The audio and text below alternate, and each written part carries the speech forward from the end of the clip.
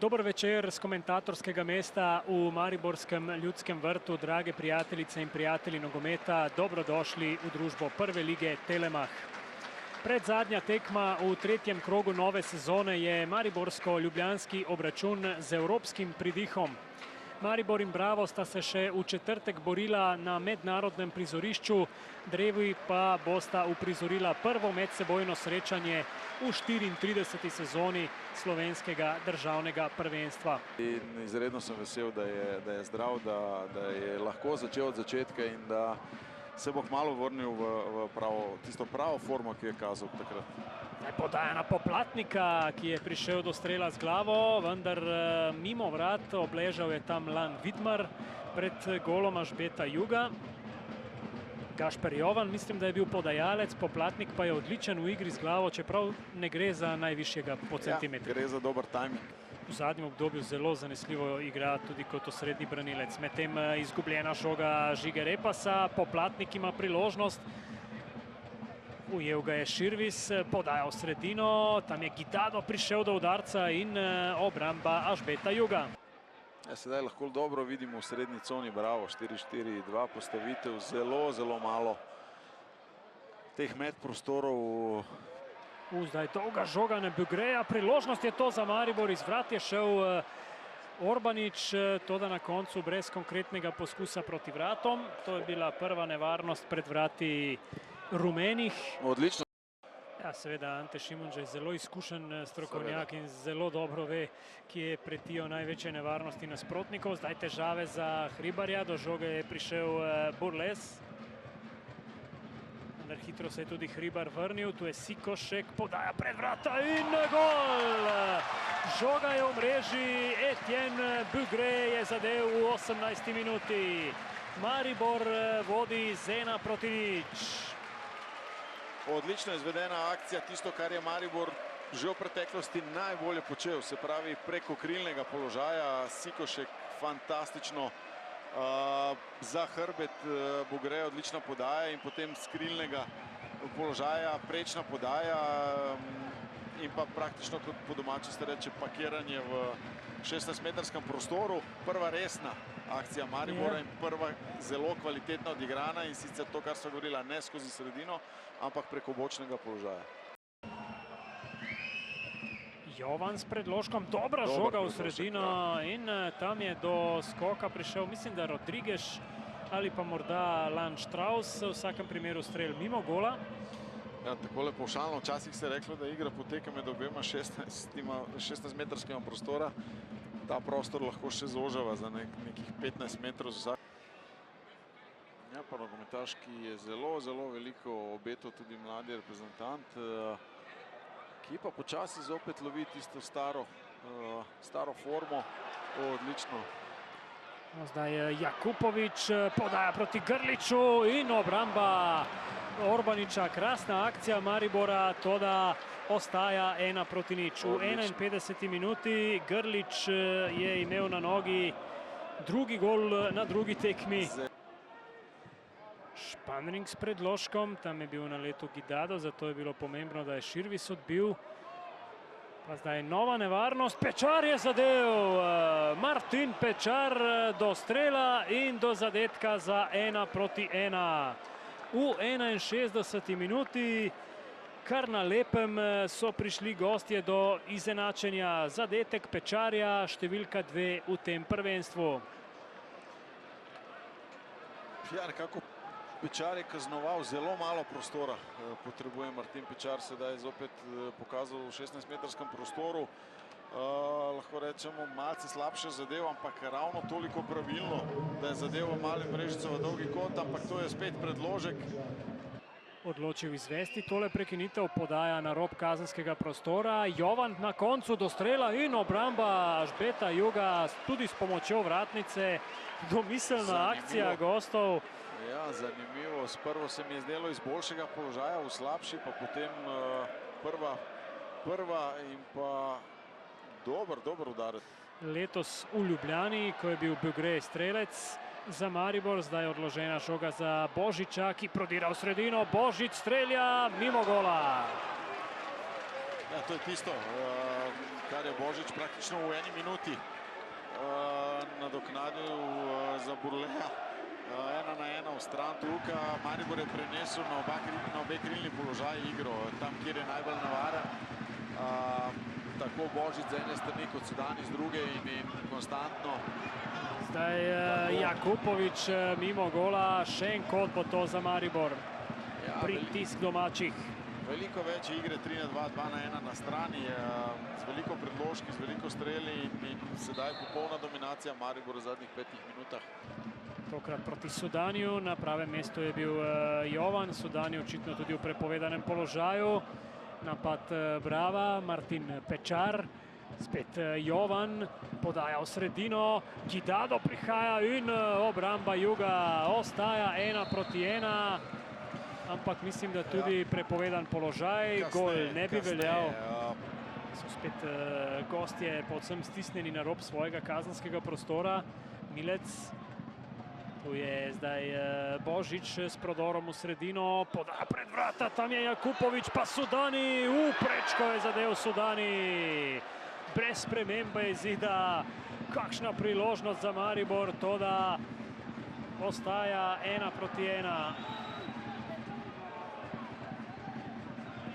Ustavil ga je Španring, pa brez prekrška in morda celo priložnost za protinapad. Poglejte Nemanjo Jakšiča, ki je krenil naprej iz osrčja Bravove obrambe. Gidado, povratna žoga za Jakšiča, potem pa petka Tučiča in brez zadetka. Ali je posredoval Jug, ali je bila... Jug je to refleksno obranil, ampak kako malo, kako hitro, praktično iz nesporazuma obeh poltih napadalcev. Prepustila sta žogo, Jakšič to odnesel zelo hitro, v parih sekundah prišel na zadnjo linijo in pa odigrana povratna žoga, slabši strel. Izvaja ga Martin Pečar, tokrat visoka podaja. Gidado je zgrešil žogo, potem pa Španring strelom z razdalje in še enkrat Jug na pravem mestu. Že v Romuniji je bil Jug res izvrsten, danes pa spet. Čisto takole preprosto, neugoden je Bravo. Kakorkoli. Inovativnosti v napadu, tistega šarma, ki ga ima ponovadi Josip Iličić, in malce manj čistih prigranih priložnosti. Izteklo se ni dovolj za 3 točke in to je prva točka, ki jo Maribor prvenstvu dal v sezoni 2024, v koledarskem letu. Gospod Jovan, čestitke za točko v Ljudskem vrtu. Na začetku ste dobro začeli, nasprotniku niste dopuščali, da bi zgradil napade, pa vseeno prejeli tisti zadetek v prvem polčasu, a se na to v drugem delu vrnili v igro. Kako je bilo danes igrati? Mislim, mi smo od samega začetka imeli plan, da Maribor stisnemo visoko. Prvih 15 minut smo to dobro delali, smo imeli energijo. Na to smo malo padli in prejeli tisti prepoceni zadetek. Potem pa do konca prvega polčasa smo nekako iskali to energijo, ta pressing, da bi se vrnili, pa nam ni uspelo. Na koncu v drugem polčasu se je pa nam poklopil ta gol, smo malo boljše stopili, zaigrali, pa smo tudi več napadov izpeljali. Sam na koncu za zmago je zmanjkalo neke koncentracije v zaključku. Vseeno bi lahko tudi prejeli še en zadetek v drugem delu. Delovalo je, kot da ste se nekoliko povlekli nazaj. Je bilo težko braniti vrata v tem zadnjem delu? Bilo je veliko teh predložkov iz strani Maribora. Sigurno vemo, da je Maribor podjetna ekipa, da zmeri ima to pobudo in da na koncu smo se obranili in smo veseli, da smo točko odnesli iz Ljudskega vrta. Hvala in srečno. Hvala. Vidmar, torej po vodstvu na koncu remi proti moštvu Brava. Imeli ste svoje trenutke, veliko ste napadali, predvsem v drugem delu, vseeno vam je nekaj zmanjkalo za to zmago na koncu. Ja, seveda, Bravo se vedno dobro pripravi na nas, so ena zelo disciplinirana ekipa. Videlo se prvi polčas, smo imeli težave pri iznosu žoge. Drugi polčas nekako popravili, na srečo uspeli zabiti, ustvarili si nekaj priložnosti, ampak neki nesrečen gol z nekega odbijanca in na koncu se moramo zadovoljiti s točko. Bi lahko rekli, da je bila to morda posledica utrujenosti, individualne napake, kaj je šlo narobe, da ste prejeli ta izenačujoči zadetek? Pa zdaj že imamo zadnjih par tekem neko, kako bi rekel, nesrečo, nismo več taki bunker od zadaj, ko smo bili prejšnjo sezono. Mogoče malo fokus pade, moramo to popraviti. Lansko sezono smo postavili nekaj dobre temelje, ampak zdaj se nismo uspeli tega držati. Gremo v naslednjo tekmo po Evropo, upamo, da bo boljše. Že četrtek vas čaka srečanje proti Vojvodini, na to spet doma tule obračun z Muro. Kakšen bo plan za naprej? Ja, seveda, Maribor gre vedno na zmago. To se od nas pričakuje. Zdaj smo v enem nizu, ki je vsaki tretji, četrti dan tekma. Treba se dobro regenerirati, pripraviti. Samo tako dalje. Hvala in srečno. Hvala. Gospod Šimunža, po vodstvu v prvem delu na to remi, na koncu srečanja z Bravom, kakšen je vaš komentar tekme? Na hitro zdaj, ko pogledam, mislim, da je rezultat pravičen. Mi bi lahko zadeli, imeli smo pri 1 proti 0 priložnost, pri 1 proti 1 priložnost, Jug je dvakrat branil fenomenalno, tako da mislim, da je glede na potek celotnega srečanja rezultat najbolj pravičen. Morda v tistih uvodnih minutah se je zdelo, da ste imeli nekoliko več težav pri iznosu žoge. Kaj je šlo tam narobe? Začetku tekme. Tako. Problem je bil samo v tem, da smo stvari nismo izpeljali tako, kot smo želeli. Prije tudi takšen dan, da ti ne gre vse tako, kot si želiš, ampak zame, kar je zelo pomembno in tudi za vse nas v klubu, je, da po napredovanju, ki je bilo zelo, zelo zahtevno v Evropi, tekme nismo izgubili. Ob koncu srečanja oziroma tistih zadnjih minutah se je vseeno zdelo, da ste imeli pobudo. Kaj vam je zmanjkalo, da bi dosegli tisti zmagoviti zadetek? Se pravim, bili smo zelo blizu, parkrat je golman odreagiral zelo dobro, parkrat je obramba bila na visokem nivoju od Bravota, ampak bili so pa zelo nevarni v tranziciji, tukaj smo tudi vedeli. Tukaj smo bili malo v deficitu zaradi stvari, ki so pri nas pomeni z poznim prihodom igralcev in tako naprej, da nimamo teh priprav za sabo, ampak enostavno še enkrat pravim, lahko bi tekmo zmagali, lahko bi tekmo izgubili in tako mislim, da je rezultat najbolj pravičen. Naporen ritem se nadaljuje, že v četrtek evropska preizkušnja in pa na to tule tekma z Muro. Kaj bi si v igri vaših varovancev želeli najbolj do takrat izboljšati oziroma popraviti? Da bi bili vsi na čim višjem nivoju, kar se tiče fizično, ker vemo, da smo različno razdeljeni, po drugi strani pa, da bi bilo v tej sami igri malo več hrabrosti, predvsem v igri vnaprej. Hvala in pa srečno. Hvala lepa. Gospod Aleš Arnol, točka v Ljudskem vrtu, po zaostanku v prvem polčasu ste se v drugem delu uspeli vrniti v igro. Zelo dinamična tekma, veliko priložnosti na obeh straneh. Ste lahko z remijem zadovoljni? Jaz na koncu, glede na to, da je imel tudi Maribor dve lepi priložnosti, lahko rečem, da smo zadovoljni. Je pa res, da če bi že nekdo danes tekmo zmagal, bi mogli biti. Mi smo imeli res veliko število res čistih priložnosti, teh nam je žal. Jaz sem pa zadovoljen zato, ker imeli smo cilj, interni cilj naš je bil, da v tem ritmu, tako kot sem govoril pred tekmo, držimo visok nivo. Iz razvojnega vidika sem bil izredno vesel, da igramo danes v Mariboru, ker v ritmu evropskih tekem smo igrali še v gosteh v Celju, pa v gosteh v Mariboru, doma s Primorjem, se pravi tekme z nasprotnikom, ki so prav tako igrajo v Evropi. Na nek način je olajševalna okoliščina, ampak gre za res močne ekipe. In danes razen z zaključkom napada, pa v prvem polčasu preveč igre v noge, nismo koristili praznih prostorov, ki jih je Maribor ogromno, puščal sem izredno zadovoljen, predvsem pa z zaključkom tekme, ker je bilo potrebno zdržati, ker smo se v bistvu preformirali v 5-4-1 in pokrili bočne položaje, ker so zmenjavam Mariborčani iskali višek in ko smo to enkrat dobro skontrolirali, me je pa žal, da niso fantje mogoče nagrajeni še s tistim drugim golom, prav zaradi razloga, ker smo par dni nazaj v bistvu imeli zelo podobno situacijo. Če pogledava ravno ta drugi polčas oziroma drugi del, ko je imel Maribor nekakšno pobudo, koliko ste dejansko trpeli v tem delu igre? Sigurno smo.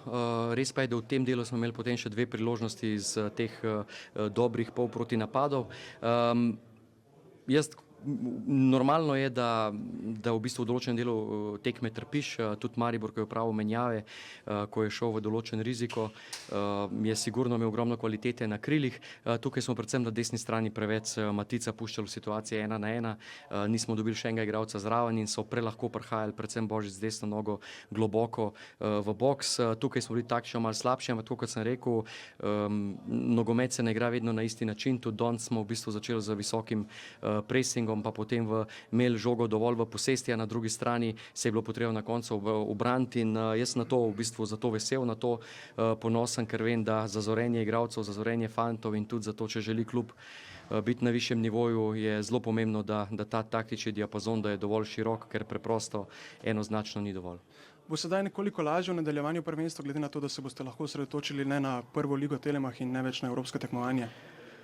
Sigurno, trenerji smo predvsem pogrešali proces, ker praktično smo že 3 do 4 tedne brez resnega treninga, se regeneriramo in pripravljamo na naslednjo tekmo. Je pa predvsem pri mladi ekipi izredno pomembno, v bistvu, da jih imamo v procesu, da ponavljamo določene stvari non-stop, da imamo v igri avtomatizme in predvsem se tega veselim se, da smo v bistvu vsi zdravi, da se ekipa spet lahko kompletira. Iz mentalnega, psihološkega pogleda je pa nesporno dejstvo, da se nam zdaj v bistvu začenja sezona 24-25. Tole vse skupaj tudi za današnjo tekmo je bilo podaljšek prejšnje sezone, ki se je vlekla zaradi Evrope. Zdaj bo pa zelo pomembno, da ohranimo našo držo, našo skromnost in pa ambicioznost in da želimo biti še boljši. Bi si upali tudi v tej sezoni napovedati boj za evropska mesta? Nikakor, zato ker v bistvu jaz mislim, da sem prvi, ki moramo ostajati realen. Mi želimo biti čim višje, ampak na koncu je potrebno pogledati proračune kluba. Mi smo, mislim, da nekje z 8. proračunom ali 9. skočili na 4. mesto, zato se zavedamo, da je to velik uspeh. Finance, širina kadra, preverjenost igralcev je vedno ključnega pomena, ampak naši fantje so že dokazali, da so se možni presegati in so dokazali svojo kvaliteto, zato jaz verjamem, da smo lahko neugoden nasprotnik vsakmu, da bi pa mi razmišljali o tem, da nam to pripada, da nam Evropa pripada, bi bila pa velika napaka. Dejstvo pa je, da imamo to v karakterju, da kar se nam ponudi, bomo napadali. Gospod Trnul, hvala in pa srečno. Hvala vam.